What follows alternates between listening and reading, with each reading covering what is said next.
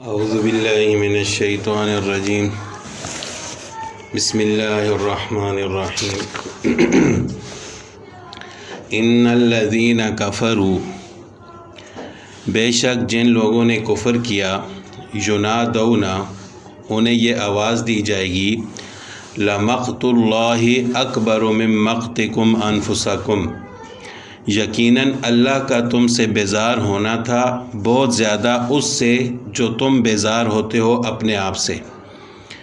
یعنی جب کافر عذاب کو دیکھیں گے تو شرک اور کفر اختیار کرنے پر حسرت اور افسوس کریں گے، اور خود ان کو اپنے آپ سے سخت نفرت ہوگی، یہاں تک کہ غصے کی وجہ سے وہ اپنی انگلیاں کاٹ کاٹ کر کھائیں گے۔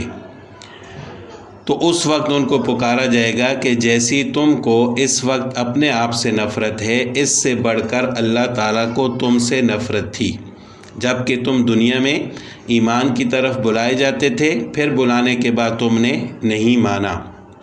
اِذ تُدْعَوْنَ، جب تمہیں بلایا جاتا تھا، اِلَى الْایمان، ایمان کی طرف، فَتَکْفُرُونَ، پھر تم نے کفر کیا۔ تو لمقت اللہ اکبر کا مطلب یہ ہے کہ اللہ تعالیٰ تم سے زیادہ بیزار تھے، یا اللہ تعالیٰ تم سے زیادہ نفرت کرتے تھے بنسبت اس کے کہ جتنا تم آج اپنے آپ سے نفرت کرتے ہو، اپنے آپ سے بیزار ہو۔ قالوا ربنا، وہ کہیں گے ہمارے پروردگار، امتنا اثنتین، تو نے ہمیں 2 دفعہ مار ڈالا، 2 دفعہ موت دی، واحییتنا اثنتین، اور 2 دفعہ ہی ہمیں زندہ کیا۔ 2 دفعہ مارنے کا مطلب یہ ہے کہ یعنی پہلی دفعہ جب ہم مردہ تھے، اس دنیا میں نہیں آئے تھے، پھر تو نے ہمیں زندگی دی، تو وہ پہلی دفعہ مارنا، پھر اس کے بعد پہلی زندگی، پھر دنیا کی زندگی کے بعد دوبارہ موت آئی تو وہ دوسری دفعہ مارنا تھا، پھر قیامت کے دن ان کو زندہ کیا گیا تو یہ دوسری دفعہ زندہ کرنا تھا۔ تو یہ مطلب ہے کہ تو نے ہمیں 2 مرتبہ موت دی اور 2 دفعہ ہمیں زندہ کیا۔ فاعترفنا بذنوبنا، پس ہم نے اعتراف کر لیا اپنے گناہوں کا۔ فہل الی خروج من سبیل، تو کیا اب ہمارے لیے کوئی نکلنے کا راستہ ہے؟ ذالکم بانہ، یہ عذاب تمہیں اس لیے دیا گیا ہے کہ اذا دعی اللہ وحدہ، جب صرف اکیلے اللہ کا ذکر کیا جاتا، کفرتم، تو تم انکار کر جاتے، وَإِن یشرک بہ، اور جب اس کے ساتھ شرک کیا جاتا، تؤمنوا، تو تم مان لیتے تھے، یعنی شرک والی بات کو تو مان لیتے تھے، لیکن جب اللہ کا اکیلے ذکر کیا جاتا تو اس وقت تم انکار کر لیتے تھے۔ فالحکم للہ العلی الکبیر، پس اب فرمان اور حکومت اللہ کی ہے جو بلند اور بزرگ ہے۔ والذی یریکم آیاتہ، اللہ وہی ہے جو تمہیں دکھاتا ہے اپنی نشانیاں۔ وینزل علیکم من السماء رزقا، اور تم پر آسمان سے رزق نازل کرتا ہے، اتارتا ہے۔ وما یتذکر الا من ینیب، اور نصیحت تو صرف وہی حاصل کرتے ہیں جو جھکتے ہیں یا اللہ کی طرف رجوع کرتے ہیں۔ فادعوا اللہ مخلصین لہ الدین، تم اللہ کو پکارتے رہو اس کے دین کو خالص کر کے، ولو کرہ الکافرون، اگرچہ کافروں کو یہ برا لگے۔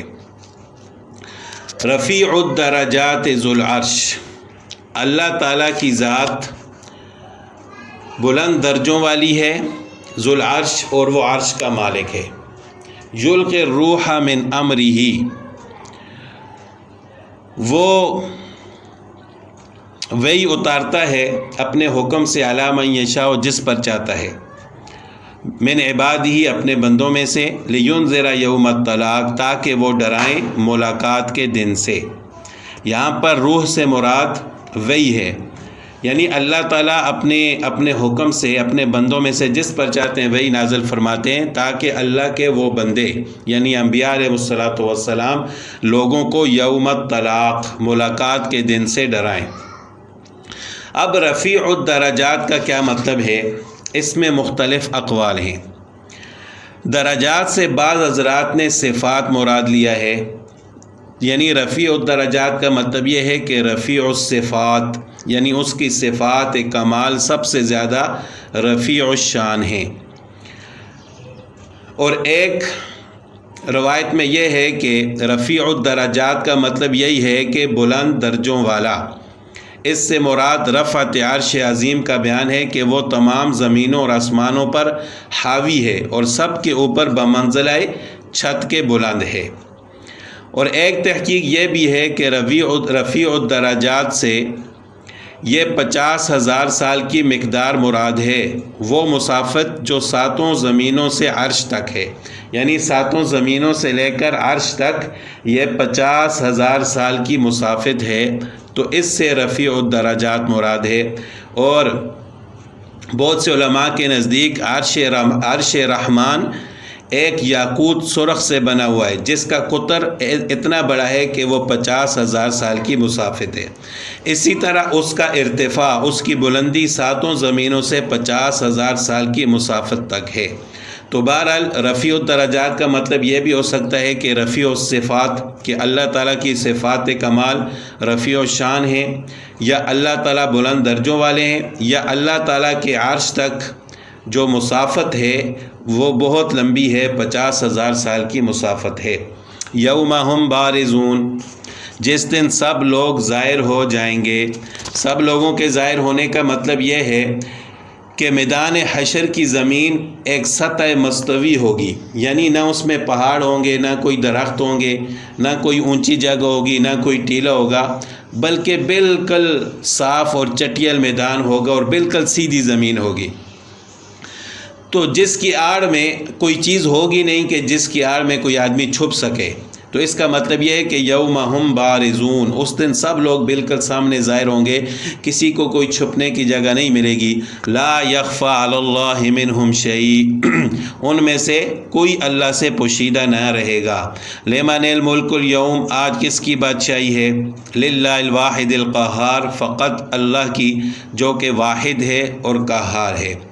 لمن الملک اليوم، یہ اللہ تعالیٰ اس وقت فرمائیں گے جب نفخہ ثانیہ ہوگا، یعنی جب دوبارہ سور پھونکا جائے گا، سب مردے زندہ ہو جائیں گے، سب لوگ اللہ کے سامنے ایک میدان میں حاضر ہوں گے، تو اس کے بعد یہ کلمہ لمن الملک بولا جائے گا۔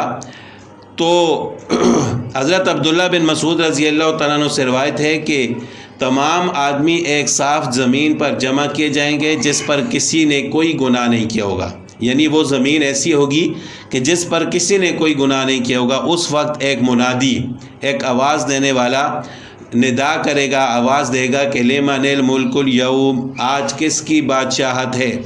اس پر تمام مخلوقات، مومنین اور کافر یہ جواب دیں گے کہ للہ الواحد القہار۔ مومن تو ظاہر ہے کہ ان کا عقیدہ یہی تھا، اور کافر وہاں پر مجبور ہو کر، عاجز ہو کر یہ جواب دیں گے، کیونکہ اس جواب کے علاوہ ان کے پاس وہاں پر کوئی جواب نہیں ہوگا۔ اور بعض روایات میں یہ آتا ہے کہ اللہ تعالیٰ خود ہی اس وقت فرمائیں گے کہ للہ الواحد القہار، آج بادشاہت صرف اللہ کی ہے جو کہ واحد ہے اور قہار ہے۔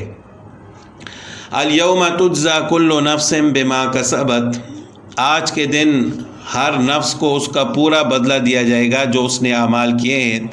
لا ظلم اليوم، آج کے دن کسی پر ظلم نہیں کیا جائے گا۔ ان اللہ سریع الحساب، بے شک اللہ تعالیٰ جلد حساب لینے والے ہیں۔ اللہ تعالیٰ کتنے جلد حساب لینے والے ہیں؟ روایات میں آتا ہے کہ دنیا کے دنوں کے اعتبار سے آخرت کا جو 50,000 سال کا دن ہے وہ نہیں، بلکہ دنیا کے دنوں کے اعتبار سے آدھے دن میں اللہ تعالیٰ ساری مخلوقات سے حساب لے لیں گے۔ تو اللہ تعالیٰ اتنے جلدی حساب لینے والے ہیں کہ دنیا کا جو دن ہے 7-8 گھنٹے کا، اس سے بھی آدھے دن میں اللہ تعالیٰ ساری مخلوق سے حساب لے لیں گے۔ وَأَنذِرْهُمْ يَوْمَ الْآزِفَةِ، انہیں بہت ہی قریب آنے والی قیامت سے آگاہ کر دے۔ اذ القلوب لدى الحناجر، جب کہ دل حلق تک پہنچ جائیں گے۔ کاظمین، اور سب خاموش ہوں گے۔ ما للظالمین من حمیم ولا شفیع، ظالموں کا نہ کوئی ولی و دوست ہوگا نہ کوئی سفارشی ہوگا۔ یطاع، کہ جس کی بات مانی جائے۔ یعلم خائنۃ الاعین، وہ اللہ آنکھوں کی خیانت کو، وما تخفی الصدور، اور سینوں کی پوشیدہ باتوں کو خوب جانتا ہے۔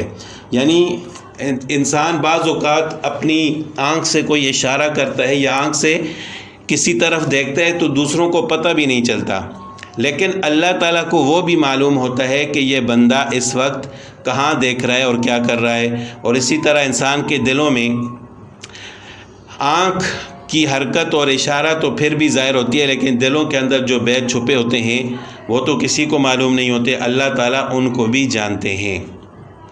واللہ یقضی بالحق، اللہ تعالیٰ ٹھیک ٹھیک فیصلہ فرمائیں گے. والذین یدعون من دونہ، جنہیں یہ لوگ پکارتے رہتے ہیں اللہ کے علاوہ، لا یقضون بشیء، وہ کسی چیز کا بھی فیصلہ نہیں کر سکتے. ان اللہ هو السمیع العلیم سمیع البصیر، بے شک اللہ تعالیٰ سننے والے ہیں، دیکھنے والے ہیں. اولم یسیروا فی الارض، کیا یہ لوگ زمین میں چلے پھرے نہیں ہیں؟ فینظروا، کہ وہ دیکھ لیتے، کیف کان عاقبۃ الذین کانوا من قبلہم، ان سے پہلے لوگوں کا کیا انجام ہوا. کانوا ہم اشد منہم قوۃ، وہ باعتبار قوت اور طاقت کے، وآثارا فی الارض، اور باعتبار زمین میں اپنی یادگاروں کے ان سے بہت زیادہ تھے. فاخذہم اللہ بذنوبہم، پھر اللہ تعالیٰ نے ان کے گناہوں کی وجہ سے ان کو پکڑا. وما کان لہم من اللہ من واق، اور کوئی نہ تھا جو انہیں اللہ کے عذابوں سے بچا لیتا.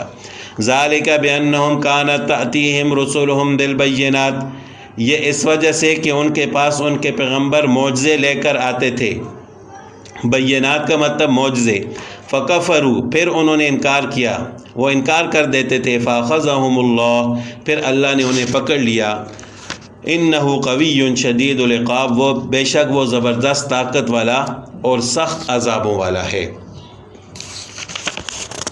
وَلَقَدْ أَرْسَلْنَا مُوسَىٰ بِآيَاتِنَا وَسُلْطَانٍ مُّبِينٍ، ہم نے موسیٰ علیہ السلام کو اپنی آیتوں اور کھلی دلیل کے ساتھ بھیجا. الی فرعون، فرعون کی طرف، و حامان، اور حامان کی طرف، و قارون، اور قارون کی طرف. فقالوا ساحر کذاب، تو وہ کہنے لگے یہ تو جادوگر اور جھوٹا ہے.